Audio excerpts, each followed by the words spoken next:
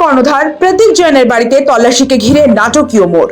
মুখ্যমন্ত্রী মমতা বন্দ্যোপাধ্যায়, রাজ্য পুলিশের ডিজি রাজীব কুমার ও কলকাতা পুলিশের নগরপাল মনোজ ভার্মার বিরুদ্ধে সুপ্রিম কোর্টের 17টি ধারায় মামলা দায়েরের আবেদন করল এনফোর্সমেন্ট ডিরেক্টরেট।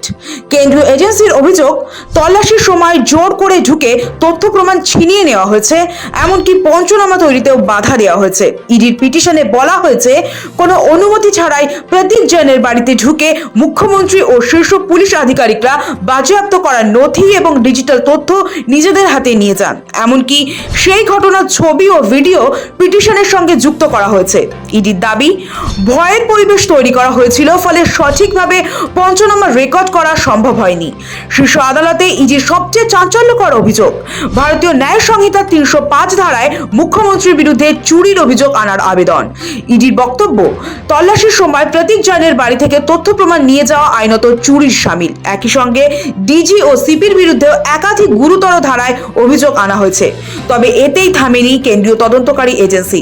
শেক্সপিয়ার সরণি ও ইলেকট্রনিক্স কমপ্লেক্স থানায় ইডি অফিসারদের বিরুদ্ধে যে এফআইআরগুলি হয়েছে, সেগুলি সিবিআই এর হাতে তুলে দেওয়ার আবেদনও জানানো হয়েছে।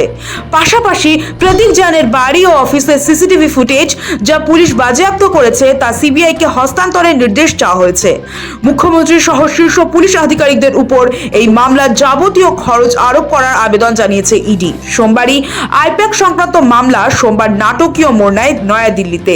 মুখ্যমন্ত্রী মমতা বন্দ্যোপাধ্যায়ের বিরুদ্ধে গুরুতর অভিযোগ তুলে জরুরি শুনানির আবেদন জানিয়ে সুপ্রিম কোর্টে যায় ইডি। ইডির দাবি, মুখ্যমন্ত্রী ইচ্ছাকৃতভাবে আইন নিজের হাতে নিচ্ছেন এবং কেন্দ্রীয় তদন্ত সংস্থার কাজে বাধা দিতে রাজ্য পুলিশকে অপব্যবহার করা হচ্ছে। আইন রক্ষকরাই অপরাধে যুক্ত।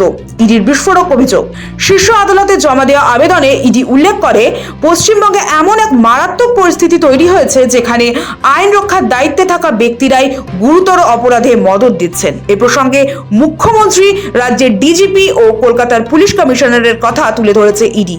তাদের বক্তব্য, এই ঘটনায় এফআইআর দায়ের হওয়া বাধ্যতামূলক। কিভাবে বাধা দেওয়া হয়েছিল তল্লাশিতে? ইডি জানিয়েছে, তারা যে আইপ্যাকের প্রতিষ্ঠাতা প্রদীপ জৈনের বাড়িতে তল্লাশি চালিয়েছিলেন তার জন্য যথেষ্ট কারণ ছিল। তদন্তে জানা গিয়েছিল 20 কোটি টাকার বেশি অপরাধলব্ধ অর্থ তারা পেয়েছে। কিন্তু সেই সময় মুখ্যমন্ত্রী, মুখ্য সচিব, ডিজিপি, কলকাতার পুলিশ কমিশনার ও অন্যান্য পুলিশ আধিকারিকরা একসঙ্গে সেখানে ঢুকে পড়েন বলে অভিযোগ। ইডির দাবি, ওই আধিকারিকরা তদন্তকারী অফিসারদের ভয় দেখান, হুমকি দেন এবং তল্লাশির সময় বাজেয়াপ্ত করা গুরুত্বপূর্ণ নথি ও ইলেকট্রনিক প্রমাণ কেড়ে নেন। এমনকি তল্লাশি আর চালাতেও দেওয়া হয়নি। ইডির ভাষায়, এটি ছিল prevention of money laundering act অনুযায়ী সংগৃহীত প্রমাণের সরাসরি হস্তক্ষেপ। সংবিধান ও আইনের শাসন অপমানিত। ইডির স্পষ্ট বক্তব্য, সংগৃহীত প্রমাণের সঙ্গে কোনো রাজনৈতিক দলের কার্যকলাপের যোগ নেই। তা সত্ত্বেও মুখ্যমন্ত্রী ও শীর্ষ পুলিশ কর্তাদের মাধ্যমে সেই প্রমাণ কেড়ে নেওয়ার ঘটনা প্রকাশ্যে ঘটায় সংবিধান ও আইনের শাসন চরমভাবে অপমানিত হয়েছে। ইডি আরও বলেছে, মুখ্যমন্ত্রী নিজেই স্বরাষ্ট্র দপ্তরের দায়িত্বে থাকায় রাজ্য পুলিশের কাছে এফআইআর দায়ের করা অর্থহীন। এতে প্রকৃত তদন্ত না হয়ে প্রভাবশালীদের আড়াল করার চেষ্টা হবে। এসবের মাঝেই এবার মুখ্যমন্ত্রী মমতা বন্দ্যোপাধ্যায় রাজ্য পুলিশের ডিজি রাজীব কুমার ও কলকাতা পুলিশের নগরপাল মনোজ ভার্মার বিরুদ্ধে সুপ্রিম কোর্টের 17টি ধারায় মামলা দায়েরের আবেদন করল এনফোর্সমেন্ট ডিরেক্টরেট। এই মামলায় সুপ্রিম কোর্ট কি অবস্থান নেয় তার দিকেই এখন তাকিয়ে রাজ্য রাজনীতির সব পক্ষ। শহীদ সান্যালের রিপোর্ট, সময়, কলকাতা।